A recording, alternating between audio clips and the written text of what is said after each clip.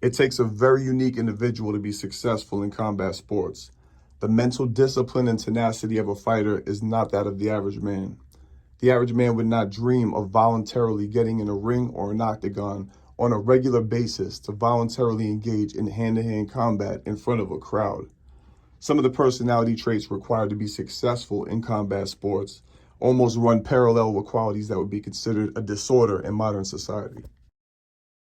Like being able to switch on killer instinct in the blink of an eye, then switch it back off and speak like a professional is a quality many would consider sociopathic or even bipolar, or obsessively calculating your calories and run times would be almost considered OCD.